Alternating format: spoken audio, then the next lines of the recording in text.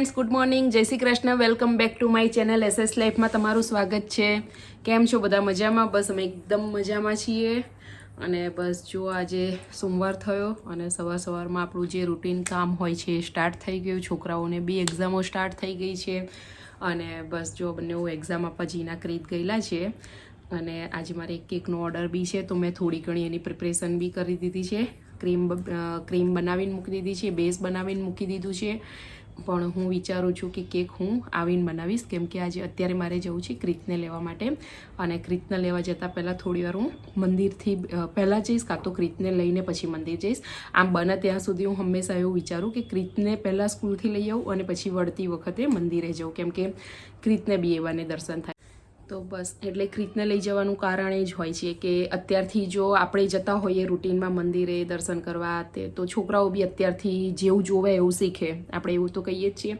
તો એ પણ થોડા ધાર્મિક પ્રવૃત્તિ તરફ વળે. અત્યારથી જીનાનો તો મેળ નથી ખાતો, કેમ કે જીના બપોરે બહુ લેટ આવતી હોય છે સ્કૂલથી અને 3, 3:30ની આસપાસ હોય છે, એટલે એનો તો મેળ ખાય નહીં. અને ક્યારે અમે સન્ડેના દિવસે મંદિરે લઈને જઈએ અને ક્રીતને હું દર મંડેના દિવસે હું સ્કૂલે લેવા જાઉં, એટલે આવતી વખતે એને હંમેશા દર્શન કરાવીને જ લઈને આવું.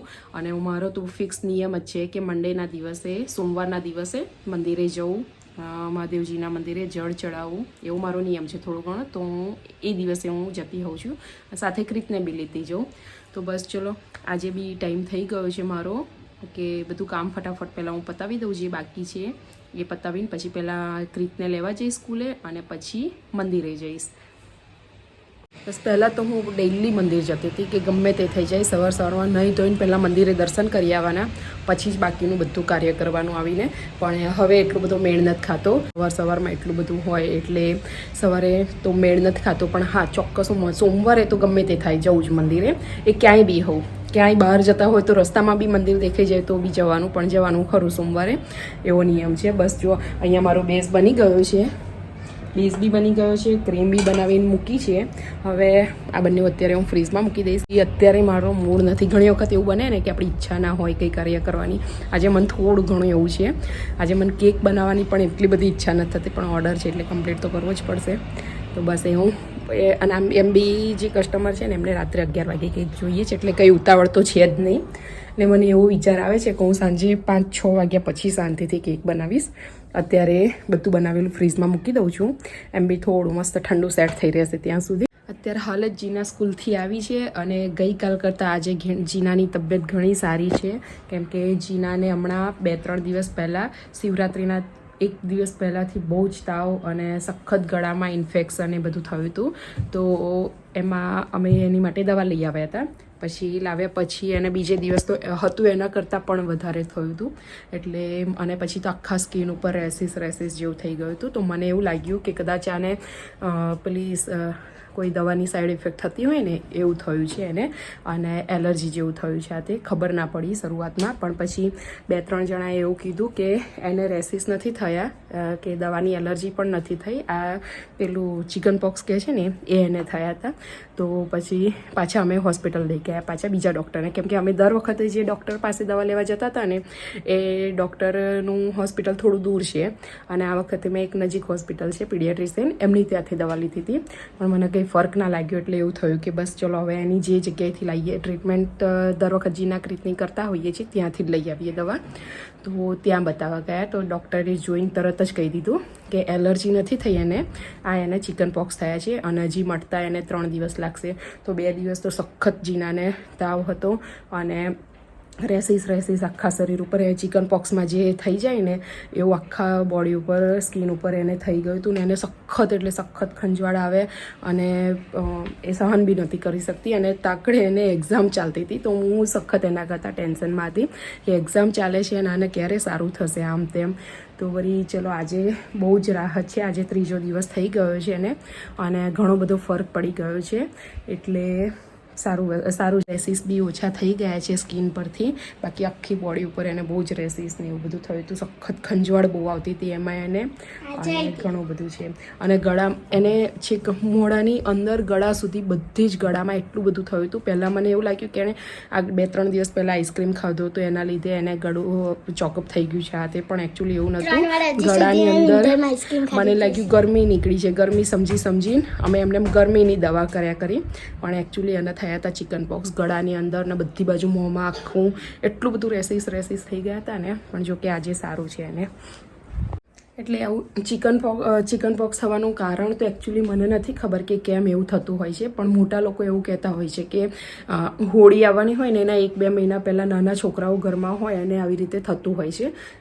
જે તો મેં તો બંનેઓને જીના ક્રીતને દરેક ટાઈપની વેક્સિન આપેલી જ છે, પણ ખબર નહીં તે છતાં કેમ આવું થયું હશે. જે બી છે દવા કરાવી દીધી અને હવે સારું બી થઈ ગયું. જીનાને કમ્પ્લીટ છે હવે પહેલાં કરતાં. આજે ઘણો બધો ફરક છે એવું છે. અહીંયા ક્રીપનો સમય થઈ ગયો છે અને મેં ઘરેથી જ મોડે માથે એકદમ બાંધી લીધું છે, કેમ કે નીચે આજે આજકાલ બહુ ગરમી હોય છે સખત. તો બસ ચલો ક્રીપના લેવા.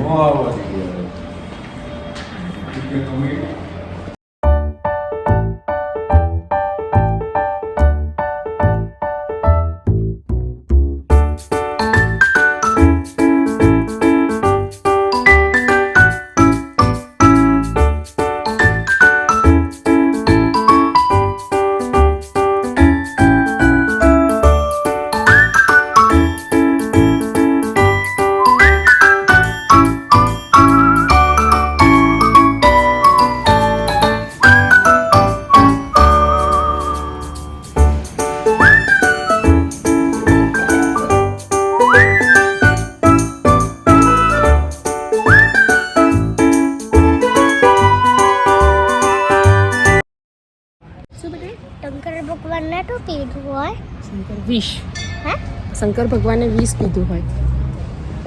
પોઈઝન? હા, પોઈઝન. મને પીવું ના પીવાય.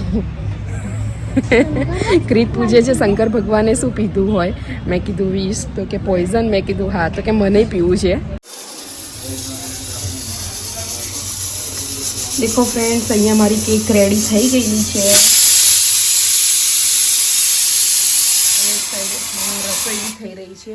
આજે જમવામાં છે પાલક પનીર અને પરાઠા. તો અહીંયા મેં પાલક બોઇલ કરવા માટે મૂકી દીધી છે. ત્યાં સુધી ગ્રેવી બનાવવા માટે ટામેટાં, ડુંગળી, લસણ બધું ક્રશ કરીને મૂક્યું છે. આ બાજુ કેક રેડી છે. તો બસ જો અહીંયા મારી સાઈડમાં રસોઈ બી ચાલુ છે, કેક બી રેડી થઈ ગઈ છે, બધું કમ્પ્લીટ થઈ ગયું છે. હવે કેકને મૂકી દઈશું ફ્રીઝમાં. જો આજે તો ઉઠીને સીધી જ છે ને હું કેક બનાવવા માટે મંડી પડી હતી, કેમ કે મને ના થોડવાનો બી ટાઈમ નથી મળ્યો. તો કંઈ નહીં, ક્યારેક ઘરમાં ચાલે. તો પહેલાં હવે કેક પતી અને હવે તરત રસોઈ માટે તૈયારી. તો હવે ચાલશે. હવે એમ થાય કે હવે અત્યારે ક્યાં માથું ઉડવા જવું, મોડું થઈ ગયું છે ઓલરેડી.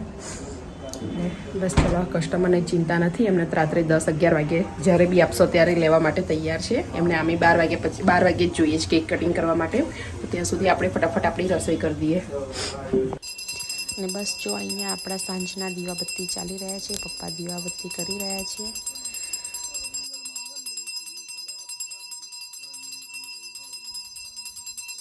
દેખો ફ્રેન્ડ્સ, અહીંયા આપણું રેડી છે પાલક પનીર.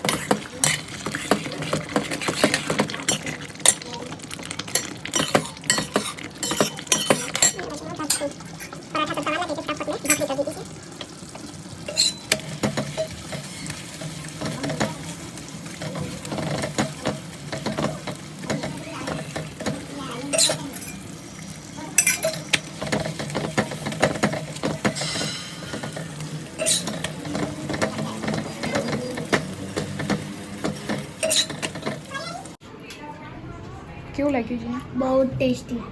ખીચડી કરતાં બહુ સારું છે. કેમ 4 દિવસથી જીના ખીચડી ખા કરે છે એટલે હે ને, એટલે સ્પેશિયલ આજે તારી માટે બનાવ્યું. આજે આ તીખું નથી લાગતું પણ આજે. હેલો હેલો, શું કરું છું બેટા? રમું છું.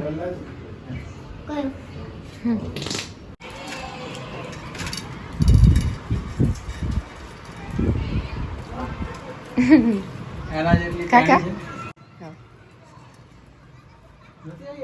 અને સડો લાગી ગયો છે રાતનું. તું કે કેપ કેવું બદલવાનું? લાગ્યું મસ્ત ને બધું ખાઓ કરવાનું. ત્યારે તમને કેવું લાગે સાહેબ તારું યમ્મી યમ્મી ખાઓ યમ્મી મમ્મી આ કરે છે. હા? બસ તો ચલો ફ્રેન્ડ્સ, અહીંયા મારી પણ 2-4 ભાખરી રહી છે. હું પણ જમવા બેસી જાઉં. હવે આજનો વિડીયો ગમ્યો હોય તો લાઈક કરો, કમેન્ટ કરો, સબસ્ક્રાઈબ કરો. બાય.